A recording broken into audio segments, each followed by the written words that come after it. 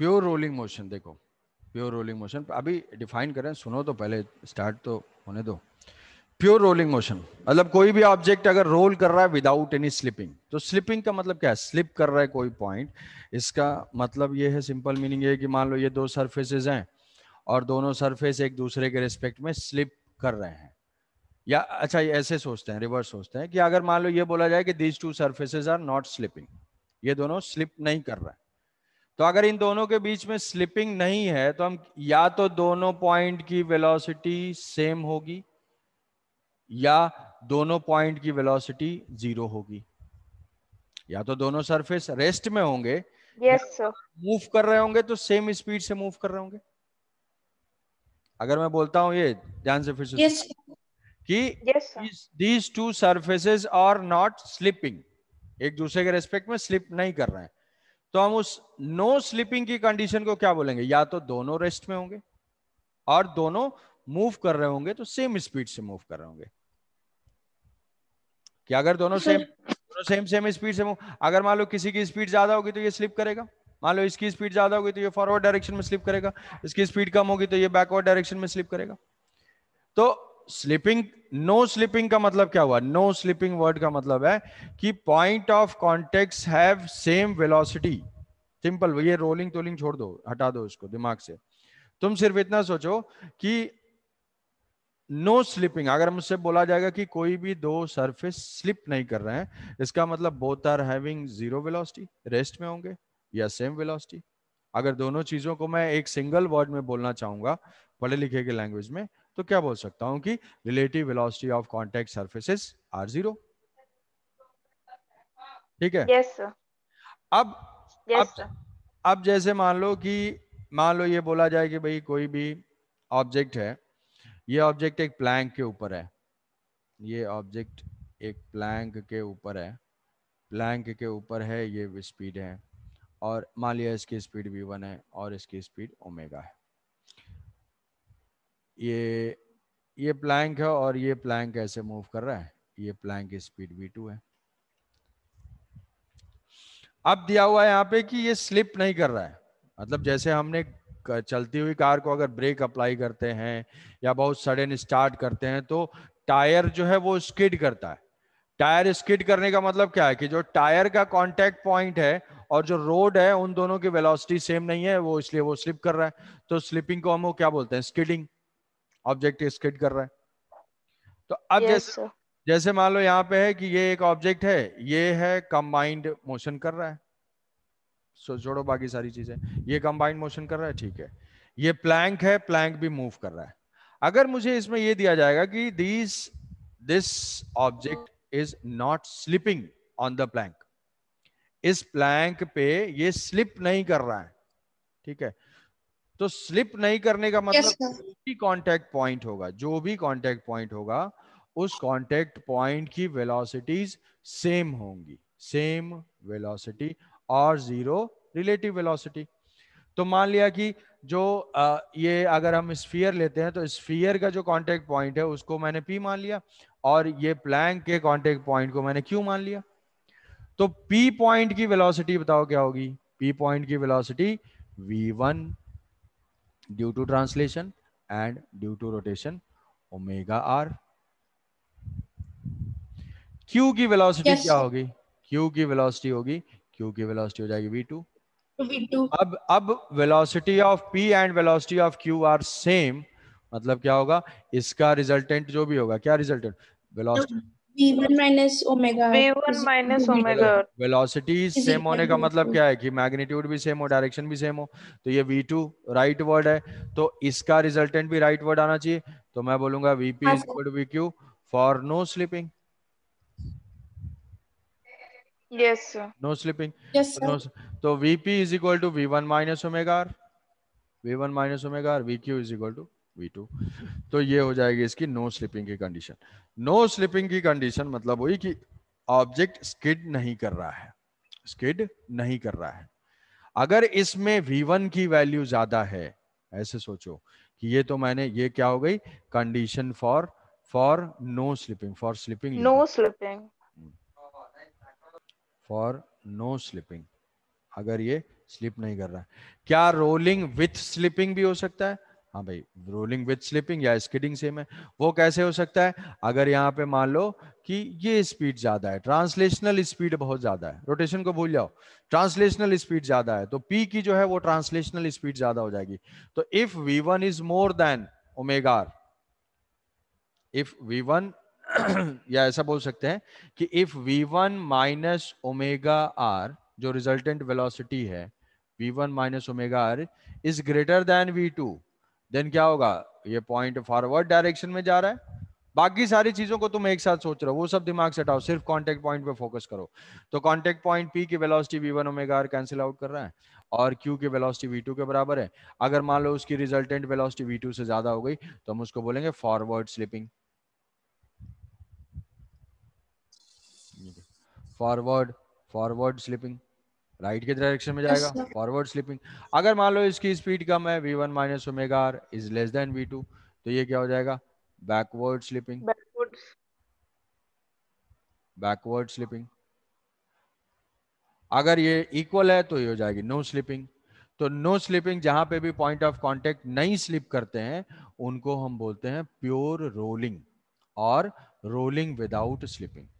क्या rolling with slipping भी possible है? हाँ भाई, जैसे मान लो कि तुमने अगर कोई किसी ऑब्जेक्ट को ऐसे रोटेट भी कराया और ट्रांसलेट भी कराया और वो स्किड करते हुए जा रहा है।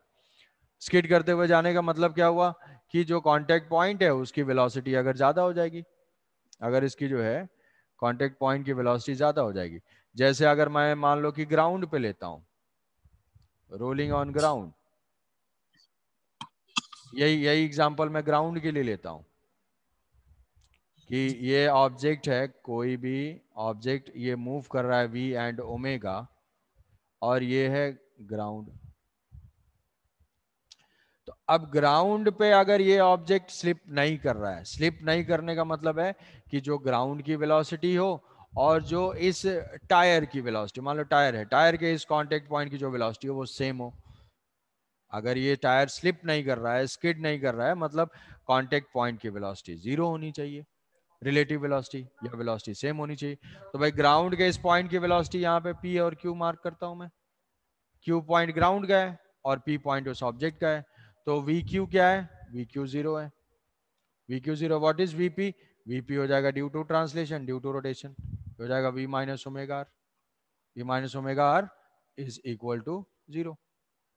तो अगर V is equal to omega R हमारी आ गई, V is equal to omega R है, ऐसा है कि V और ओमेगा आर सेम है, तो ग्राउंड पॉइंट स्किड नहीं करेगा।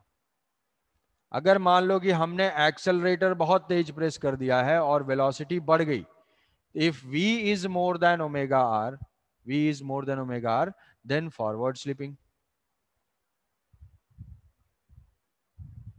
forward slipping. if v is less than, ठीक है, व्हील बहुत तेज रोटेट कर रही है, ठीक है, इंजन में जो एक्सेलेटर बहुत ज्यादा हो गया, तो उसमें अगर v is less than omega r है, ओमेगा बहुत ज्यादा है, तो उस केस में क्या होगा? ये बैकवर्ड, ये पॉइंट किधर जाएगा? रिजल्टेंट वेलोसिटी होगी बैकवर्ड, तो ये हो जाएगा बैकवर्ड स्लिपिंग। तो ये दोनों केस हो जाएंगे स्किडिंग के। रोलिंग, रोलिंग मतलब क्या है? कंबाइंड मोशन है। रोलिंग का एक स्पेशल केस, कंबाइंड मोशन का स्पेशल केस रोलिंग। रोलिंग का एक स्पेशल केस है विदाउट स्लिपिंग। विदाउट स्लिपिंग की कंडीशन क्या है? कांटेक्ट पॉइंट्स की वेलोसिटी सेम होनी चाहिए। अगर हमें ग्राउंड पे रोलिंग कराना है तो ये कंडीशन है v is equal to omega R, और अगर किसी मूविंग प्लैंक पे रोलिंग कराना है तो वो हो जाएगा v1 minus omega R is equal to v2। मैं इसमें एक पॉइंट जो कॉमन कंफ्यूजन होता है कि लोग याद रखते हैं condition for rolling is v equal to omega R, which is wrong. ठीक है, ये रोलिंग की कंडीशन नहीं है। रोलिंग की हमारी कंडीशन क्या है? रोलिंग की कंडीशन है कि contact point should have zero relative velocity. अब अगर वो मूविंग प्लेटफॉर्म पे है तो v1 minus omega R is equal to v2, अगर वो ग्राउंड पे है तो zero, v is equal to omega R. अब बताओ अभी। सर यहाँ पर फॉरवर्ड स्लिपिंग और बैकवर्ड स्लिपिंग का मतलब क्या हो सकता है? जैसे कि अगर वो रोल कर रहा है, फॉरवर्ड स्लिप हो रहा है, मतलब वो कैसे रोटेट होगा, मतलब किस तरफ जाएगा? फॉरवर्ड फॉरवर्ड किस तरीके से चलेगा तो वो रोल करता हुआ जाएगा। जैसे एक है कि जब नॉर्मल अगर टायर जो है वो स्किड नहीं कर रही है, इस पे तुम्हें कुछ थोड़ा, अच्छा ठीक है, टायर अगर स्किड नहीं कर रहा है, जैसे क्या बोलूं कि हमने ब्रेक लगा दिया, जब मान लो स्लिपरी ग्राउंड है, रेनी सीजन है, और सडनली जो है कार स्टार्ट हुई, कार स्टार्ट करके एक्सीलेटर प्रेस किया, तो एक्सीलेटर प्रेस करने की वजह से इंजन क्या करेगा, इसको रोटेट करेगा, तो रोटेट करेगा, बट लीनियर वेलोसिटी अभी कम है, लीनियर वेलोसिटी कम है, कार स्टार्ट हुई, बट ओमेगा बहुत ज्यादा है, तो ओमेगा बहुत ज्यादा है, तो उस केस में क्या है, जो कांटेक्ट ओमेगा आर की वैल्यू होगी वो वी से ज्यादा हो जाएगी, तो उस केस में ये contact point no slipping, contact point slip कर रहा है बैकवर्ड। बैकवर्ड डायरेक्शन में, यस सर, बैकवर्ड स्लिपिंग। मतलब मोशन वो करता रहेगा, लेकिन एक तो स्किडिंग के साथ कंबाइंड मोशन पॉसिबल है, एक बिना स्किडिंग के पॉसिबल है, तो बिना स्किडिंग की कंडीशन क्या है, नो स्किडिंग की कंडीशन क्या है, कि कांटेक्ट पॉइंट्स की वेलोसिटीज अगर सेम हो जाती हैं या जीरो हो जाता है। Yes sir. बताओ भाई संदीप, समझे?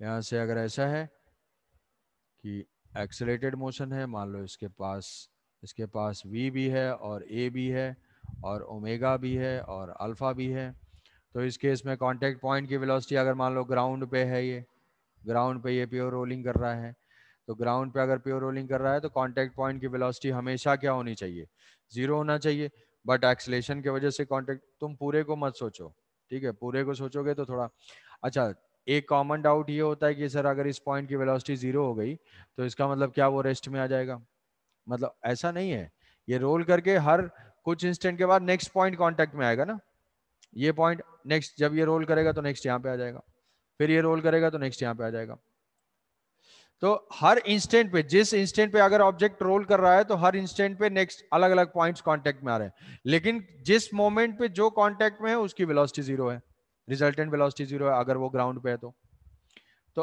अब इस पे अगर हम देखेंगे, एक्सेलरेटेड है, वेलोसिटी भी ओमेगा भी है, अल्फा भी है, तो इसके कांटेक्ट पॉइंट की वेलोसिटी v है और ये है ओमेगा आर, इसके कांटेक्ट पॉइंट का एक्सेलेरेशन क्या है, a है और ये है अल्फा आर और ये है ओमेगा स्क्वायर आर, उसकी कोई जरूरत नहीं है, तो इस कांटेक्ट पॉइंट की वेलोसिटी प्योर रोलिंग कर रहा है, तो अभी v is equal to omega R होना चाहिए, तो रिजल्टेंट वेलोसिटी हमने जीरो कर दी, और इसका एक्सेलरेशन भी जीरो होना चाहिए, इस पॉइंट का अगर एक्सेलेरेशन होगा तो ये एक्सेलेरेट हो जाएगा, वेलोसिटी गेन कर लेगा, अभी तो ठीक है लेकिन बाद में वो स्लिप करना स्टार्ट कर देगा, तो इसका मतलब है कि a is equal to alpha R भी होना चाहिए, अल्फा। तो हमने वेलोसिटी भी जीरो कर दिया, एक्सेलेरेशन भी जीरो कर दिया, अब वो कभी भी नहीं करेगा। अब जैसे मान लो एक चीज ये है कि एक क्वेश्चन मान लो ऐसे थोड़ा रोलिंग में, कि ये ऑब्जेक्ट अगर ऐसे प्योर रोलिंग कर रहा है हॉरिजॉन्टल ग्राउंड पे ओमेगा से, हॉरिजॉन्टल ग्राउंड पे ये प्योर रोलिंग कर रहा है, प्योर रोलिंग कर रहा है, तो मान लो जब ये पॉइंट मान लो ए है, ए के बाद कुछ थोड़ा सा ए अगर ये रोटेट किया तो ए जो है इस पॉइंट पे पहुंच जाएगा, कुछ टाइम के बाद फिर ये रोटेट करेगा तो ए क्या है वो टॉप मोस्ट पॉइंट पे पहुंच जाएगा, फिर उसके बाद कुछ टाइम के बाद फिर ए जो है वो रोटेट करके यहाँ पे आ जाएगा, और फिर वापस जो है ए वो ग्राउंड पाइप पे, तो ए का जो पाथ है वो इस टाइप का पाथ होगा, और ये इस पाथ को हम बोलते हैं साइक्लॉइड, हालांकि इसका इक्वेशन वगैरह डेराइव होता है, बट ठीक है कोई ज़रूरत नहीं है, ये जो पाथ है पैराबोलिक नहीं बोलना, इसका तुम्हें याद रखना है ये चीज़ कि ये जो है साइक्लॉइड, साइक्लॉइड है ये पाथ, तो कोई भी कांटेक्ट, कोई भी पॉइंट ऑन रिजिड बॉडी है वो साइक्लॉइड, देख लो अगर हम एक पॉइंट को ट्रेस करते हैं तो वो ऐसे ऐसे मूव कर रहा है, तो मान लो जब ये पॉइंट वापस यहां पे आ गया तो ट्रांसलेशन को भूल जाओ, रोटेशन, एक कंप्लीट रोटेशन हो गया इसका, एक कंप्लीट रोटेशन हो गया। अच्छा। एक Yes, कंप्लीट sir. एक कंप्लीट रोटेशन में मान लो इसकी रेडियस, एक कंप्लीट रोटेशन में कितना टाइम लगा? Theta is equal to omega T plus half alpha T square, तो अल्फा तो जीरो है, ये equation omega T plus half alpha T square. तो यहाँ पे T is equal to 2 pi by omega, 2 pi by omega. इतने time में वो डिस्टेंस कितना चल रहा है, यहां से यहां तक कितना डिस्टेंस चला, तो जो डिस्टेंस होगी वो क्या हो जाएगी, this distance is equal to V into T, V into 2 pi by omega, और v is equal to omega R, क्योंकि प्योर रोलिंग है, इफ प्योर रोलिंग तो ये हो जाएगा v is equal to omega R into 2 pi by omega, omega omega cancel out हो जाएगा, ये हो जाएगा 2 पाई आर। मतलब हर पॉइंट एक ना एक बार कांटेक्ट में जरूर आया है। जैसे मान लो हम उस पे पेंट कर देते हैं इस डिस्क पे या सिलेंडर पे, और उसको एक बार ऐसे रोल करा देते हैं, तो जो यहाँ पे लाइन ड्रॉ होगी वो उसकी लेंथ कितनी होगी, 2 पाई आर के बराबर होगी। ये जो डिस्टेंस होगी सेंटर ऑफ मास की डिस्टेंस होगी 2 पाई आर। अब अगर लीनियर स्पीड ज्यादा है तो वो 2 पाई आर से ज्यादा डिस्टेंस कवर करेगा। अगर एंगुलर स्पीड ज्यादा है तो वो रोटेशन फास्ट कर रहा है, तो वो एक रोटेशन से ज्यादा रोटेशन करेगा। तो अगर प्योर रोलिंग नहीं है तो दोनों मोशन इंडिपेंडेंट है। अगर प्योर रोलिंग है तो उनके बीच में हम ये रिलेशन लिख सकते हैं कि अगर व्हील जितने में एक राउंड कर रहा है उतने में उसका जो सेंटर ऑफ मास है वो 2 पाई आर डिस्टेंस ट्रैवल कर रहा है। अगर हमारी स्पीड ज्यादा है, लीनियर है, तो लीनियर के बारे में सोचो, स्पीड ज्यादा हो जाएगी तो सेम टाइम में वो ज्यादा डिस्टेंस ट्रैवल करेगा। जब तक वो एक चक्कर लगाता है उतने में जो डी होगी, फॉरवर्ड स्लिपिंग अगर हो रही है तो D is more than 2 pi R, D is more than 2 pi R forward slipping. Backward slipping अगर हो रही होगी मतलब ओमेगा ज्यादा होगा, ओमेगा का मतलब एंगुलर स्पीड ज्यादा होगा, तो उसके राउंड जो है वो ज्यादा फास्ट होंगे, उतने में वो लीनियर डिस्टेंस कम ट्रेवल करेगा, तो D is less than 2 pi R. Sir ये जो लास्ट में जो आपने बताया ना, वो एक Yes. डी और ओमेगा का एक और बार रिपीट कर तो दीजिए। वो रिलेशन एक बार और ये डी इज इक्वल टू, जैसे मान लो कि अगर ये दिया हुआ है कि व्हील अगर एक कंप्लीट रोटेशन करता है, एक कंप्लीट रोटेशन, तो उसने में वो कितना डिस्टेंस ट्रैवल करते हुए जाता है, कितना डिस्टेंस ट्रैवल करते हुए जाता है, कितना डिस्टेंस ट्रैवल कर रहा है, ये ट्रांसलेशनल डिस्टेंस हमें फाइंड करना है। तो इसको कैसे फाइंड करेंगे कि एक कंप्लीट राउंड लगाने में कितना टाइम लगा। रोटेशन एंड ट्रांसलेशन दोनों इंडिपेंडेंट है, दोनों एक दूसरे से इंडिपेंडेंट है। तो हम अभी रोटेशन को सोचेंगे, ट्रांसलेशन भूल जाएंगे। तो ऑब्जेक्ट रोटेट कर रहा है, वन कंप्लीट राउंड मतलब कितना एंगल रोटेटेड, 2 पाई। तो 2 पाई में कितना 2 पाई। टाइम, 2 पाई. लगेगा, 2 पाई बाई वेलोसिटी, डिस्टेंस या डिस्प्लेसमेंट बाई वेलोसिटी, तो यहाँ पे angular displacement by angular velocity. इतने टाइम में वो लीनियर डिस्टेंस कितना चला, इतने टाइम में वो लीनियर डिस्टेंस कितना चला, v इंटू टी, तो यहाँ पे v into 2 pi by omega. अब अगर प्योर रोलिंग है, यहां तक सब ठीक है। अब यहां से मैंने कंडीशन किया कि इफ प्योर रोलिंग और rolling without slipping, if pure rolling और रोलिंग विदाउट स्लिपिंग, तो v is equal to omega R. तो यहां से आ गई ये 2 पाई आर। 2 पाई आर का मतलब ये समझो कि उसका इस सिलेंडर है तो इसका तो सर्क्यूमफेरेंस 2 पाई आर होगा। तो सर्क्यूमफेरेंस अगर 2 पाई आर है, Yes, sir. तो ऐसे मान लो कि कोई टेप है उसके ऊपर या कोई स्ट्रिंग है, कि अगर वो एक कंप्लीट राउंड मारता है तो वो कितना हॉरिजॉन्टल डिस्टेंस कितना कवर करेगा, तो वो इसके सर्कमफेरेंस के बराबर। सर्कमफेरेंस के बराबर का मतलब क्या है कि हर पॉइंट इसका जो है वो एक न एक बार जरूर ग्राउंड के कांटेक्ट में आएगा। अनवाइंड टाइप का, मान लो इस पे सेलो टेप लगा दिया और फिर उसको ओपन कर दिया, तो जितना सर्कमफेरेंस की लेंथ होगी उतना ही वो डिस्टेंस ट्रेवल कर रहा है।